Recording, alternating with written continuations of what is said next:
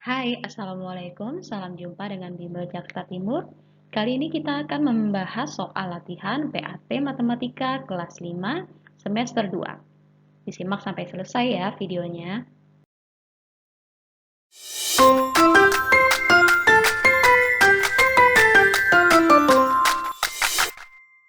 Soal nomor 1.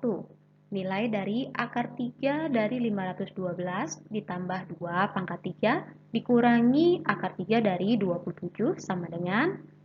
Jadi kalian harus sudah hafal bilangan-bilangan pangkat 3 ya. Jadi 512 adalah nilai dari 8 pangkat 3. Maka akar 3 dari 512 nilainya adalah 8. Kemudian ditambah 2 pangkat 3 adalah 8. Akar 3 dari 27 adalah 3. Jadi 8 ditambah 8 dikurangi 3 sama dengan 13. Sekarang perhatikan gambar pada soal nomor 2. Bangun tersebut terdiri dari berapa kubus satuan?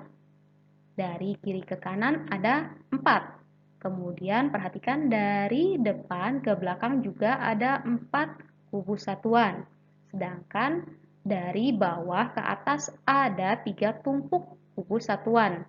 Jadi totalnya 4 dikali 4 dikali 3. Jadi 48 kubus satuan. Untuk soal nomor 3, kita akan membandingkan nilai dari 27 dengan akar 3 dari 9.261. Masih ingat cara menghitung akar 3? Jadi kita pisahkan 3 angka yang di belakang, tersisa 1 angka yang di depan yaitu 9. Nah, 9 paling mendekati bilangan pangkat 3 yaitu 2 pangkat 3 sama dengan 8. Jadi di sini kita simpan 2. Kemudian perhatikan satuannya adalah 1. Bilangan pangkat 3 yang satuannya 1 adalah 1. Jadi di sini nilai dari akar 3 dari 9.261 adalah 21. Maka 27 lebih besar dari 21. Maka di sini tanda yang tepat adalah lebih besar. Nomor 4. Jaring-jaring kubus terdiri atas. Nah, kubus di sini perhatikan adalah bangun ruang yang terdiri dari 6 buah sisi, atas, bawah, kanan, kiri, depan, dan belakang. Keenam sisinya adalah berbentuk persegi, jadi yang benar adalah 6 persegi. Kita lanjutkan soal nomor 5 ya. Gita membuat kotak berbentuk kubus dengan panjang rusuk 14 cm. Berapa volume kotak yang dibuat Gita? Jadi di sini kita menghitung volume kubus dengan panjang rusuk 14 cm. Rumus dari volume kubus adalah S dikali S dikali S, di mana S adalah panjang rusuk kubusnya. Jadi sama dengan 14 dikali 14 dikali 14. Jadi 14 dikali 14 adalah 196, kemudian dikali lagi dengan 14 sama dengan 2744. Jadi volumenya 2744 cm kubik. Nomor 6. Volume sebuah kubus adalah 74.088 cm kubik. Panjang rusuk kubus tersebut adalah, nah karena rumus dari volume kubus adalah S dikali S dikali S atau S pangkat 3, maka jika diketahui volumenya, untuk menentukan panjang rusuk kubus kita gunakan rumusnya adalah akar 3 dari volumenya. Jadi akar 3 dari 74.088 adalah, ingat ya tadi kita pisahkan 3 angka dulu, yang di belakang tinggal 2 angka di depan yaitu 74. Nah, 74 paling mendekati 4 pangkat 3. Jadi kita simpan di sini puluhannya 4. Kemudian perhatikan satuannya adalah 8. Bilangan pangkat 3 yang satuannya 8 adalah 2. Jadi panjang rusuk kubusnya adalah 42 cm. Perhatikan soal nomor 7. Di sini ada gambar jaring-jaring kubus. Yang bukan merupakan jaring-jaring kubus adalah yang B, karena Jika kita satukan akan ada persegi yang saling menumpuk. Soal nomor 8, luas permukaan kubus yang panjang rusuknya 15 cm adalah, jadi rumus dari luas permukaan kubus adalah 6 dikali S dikali S. Karena S atau panjang rusuknya adalah 15 cm, maka luas permukaannya adalah 6 dikali 15 dikali 15. 6 dikali 15 adalah 90, kemudian dikali lagi dengan 15 adalah 1350. Maka luas permukaan kubusnya adalah 1350 cm persegi. Soal nomor 9, sebuah kardus kemasan berukuran panjang 32 cm, lebar 25 cm, dan tinggi 18 cm. Berapa volume kemasan tersebut jika terisi penuh? Di sini ada ukuran panjang, lebar, dan tinggi. Artinya kardus tersebut berbentuk balok. Kemudian yang ditanyakan adalah volumenya. Jadi rumus dari volume balok adalah panjang dikali lebar dikali tinggi. Jadi 32 dikali 25 dikali 18 sama dengan 14.400 cm kubik. Perhatikan jaring-jaring pada soal nomor 10. Yang merupakan jaring-jaring balok adalah, nah jadi kalau untuk jaring-jaring balok mudah saja, tinggal kita lihat apakah ada yang bertumpuk atau ada yang sisi yang berukuran sama yang menempel. Jadi pada pilihan A di sini saling menumpuk, jadi tidak bisa membentuk jaring-jaring balok. Kemudian yang B di sini ada persegi panjang yang berbentuk sama yang berdekatan, jadi tidak bisa dibuat jaring-jaring balok. Begitu juga dengan yang C. Maka yang merupakan jaring-jaring balok adalah yang D. Perhatikan gambar jaring-jaring balok pada soal nomor 11. Jika nomor 4 adalah tutup balok, maka alas balok adalah nomor. Jadi kalau untuk tutup dan alas adalah dua buah bidang yang saling berseberangan atau berhadapan. Jadi ukurannya harus sama dan tidak boleh menempel. Jadi jika tutupnya adalah nomor 4, perhatikan mana yang ukurannya sama dengan nomor 4, yaitu nomor 2. Kita lanjutkan soal nomor 12. Sebuah balok mempunyai volume 8.910 cm kubik. Jika ukuran panjangnya 27 cm dan tinggi 15 cm, berapa lebar balok tersebut? Tadi rumus dari volume balok adalah panjang dikali lebar dikali tinggi. Maka untuk menentukan ukuran lebarnya, jika diketahui volume dan panjang serta tingginya adalah volume dibagi dengan panjang dikali tinggi. Volumenya adalah 8.910, kemudian dibagi 27 dikali 15. Di sini didapatkan nilainya adalah 22 cm. Soal nomor 13. Luas permukaan balok yang berukuran panjang 18 cm, lebar 7 cm, dan tinggi 5 cm adalah, rumus dari luas permukaan balok adalah 2 dikali panjang kali lebar ditambah panjang kali tinggi ditambah dengan lebar kali tinggi.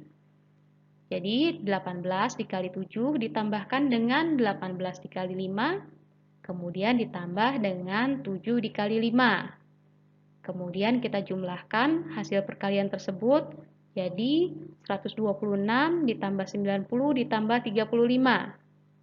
Hasilnya adalah 251 baru dikalikan dengan 2. Jadi sama dengan 502 cm persegi. Perhatikan soal nomor 14. Di sini ada bangun gabungan balok dan kubus. Ukuran baloknya adalah panjang 18 cm, lebar 7 cm, dan tingginya 10 cm. Sedangkan kubusnya mempunyai panjang rusuk yang berukuran sama dengan lebar balok. Jadi rusuk kubusnya adalah 7 cm. Untuk menghitung volume bangun gabungan, kita hitung volume masing-masing bangunnya, baru kemudian dijumlahkan. Jadi di sini kita hitung volume baloknya adalah 18 dikali 7 dikali 10 sama dengan 1260. Sedangkan volume kubusnya adalah 7 dikali 7 dikali 7 sama dengan 343. Kita jumlahkan sama dengan 1603 cm kubik. Kita lanjutkan dengan soal pengolahan data di soal nomor 15. Pengumpulan data dengan pengamatan langsung pada objek yang diteliti disebut. Perhatikan di sini ada kata-kata pengamatan. Kata pengamatan sama dengan observasi. Kemudian pada soal nomor 16, menuliskan hasil pengamatan langsung termasuk kegiatan pengumpulan data secara, jadi menuliskan, jadi dicatat, kemudian pengamatannya langsung, jadi pencatatan langsung. Perhatikan gambar diagram batang berikut untuk menjawab soal nomor 17 sampai 19. Diagram menunjukkan hasil panen jagung di Desa Sukamakmur selama 5 tahun. Soal nomor 17.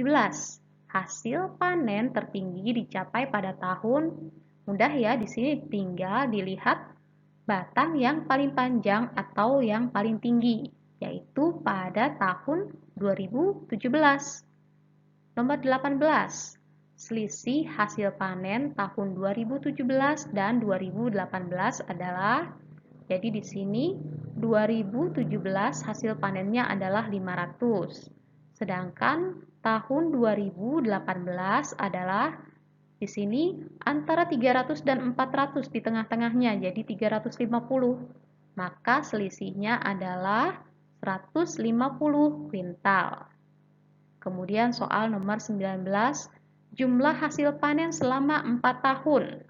Kita hitung dari tahun 2015 adalah 250. 2016 hasilnya adalah 400 kuintal, 2017 adalah 500 kuintal, dan 2018 adalah 350 kuintal. Jadi total semuanya ada 1.500 kuintal. Perhatikan gambar berikut untuk menjawab soal nomor 20 sampai 22. Jadi gambar berikut adalah gambar diagram garis yang menunjukkan data penjualan toko sepatu fashion selama 6 bulan. Nomor 20. Kenaikan penjualan tertinggi pada bulan. Jadi di sini Januari penjualannya adalah 75 sedangkan Februari 100. Jadi naik 25. Kemudian bulan Maret penjualannya 150, jadi kenaikannya adalah 50. Bulan April penjualannya 250, maka kenaikannya dari 150 ke 250 adalah 100. Kemudian yang garisnya naik lagi adalah dari Mei ke Juni. Jadi dari penjualan 200 naik ke 225, maka kenaikannya adalah 25. Maka kenaikan yang terbesar adalah 100, yaitu dari bulan Maret ke bulan April. Jadi kenaikan penjualan tertinggi pada bulan April. Nomor 21, penurunan penjualan terjadi pada bulan. Jadi dilihat di sini garis yang menurun adalah pada bulan Mei. Nomor 22, jumlah penjualan pada 3 bulan awal adalah, jadi di sini 3 bulan awalnya adalah Januari, Februari, dan Maret. Bulan Januari ada penjualannya 75 buah. Februari ada 100 dan Maret ada 150. Jadi 75 ditambah 100 ditambah 150 sama dengan 325 buah. Diagram lingkaran di bawah berikut untuk menjawab soal nomor 23 dan 24. Siswa SD Mekarsari ada 240 orang. Diagram di atas adalah data pekerjaan orang tua siswa. Yang ditanyakan pada soal nomor 23 adalah banyaknya orang tua siswa yang pekerjaannya sebagai polisi. Di sini, untuk pekerjaan yang lain sudah diketahui sudutnya, sedangkan yang polisi belum. Jadi kita hitung dulu sudut yang polisi adalah, ingat ya, dalam satu putaran adalah 360 derajat. Jadi 360-nya dikurangi dengan sudut-sudut yang sudah ada di sini. Ada sudut siku-siku yaitu 90, ditambah 60, ditambah 60, ditambah 120, yaitu 330. Maka untuk sudut yang polisi adalah 360-nya dikurangi 330, sama dengan 30 derajat. Maka banyaknya orang tua siswa yang pekerjaannya sebagai polisi adalah 30 per 360, kemudian dikalikan dengan jumlah siswanya 240. Kita coret ya, 360 dan 240 sama-sama dibagi 120. Jadi 3 dan 2. Nah, 30 dikali 2 adalah 60. Kemudian dibagi dengan 3, jadi ada 20 orang. Sekarang kita hitung soal nomor 24, yaitu persentase orang tua siswa yang pekerjaannya sebagai pedagang. Coba lihat di sini, yang sebagai pedagang sudutnya adalah 90 derajat.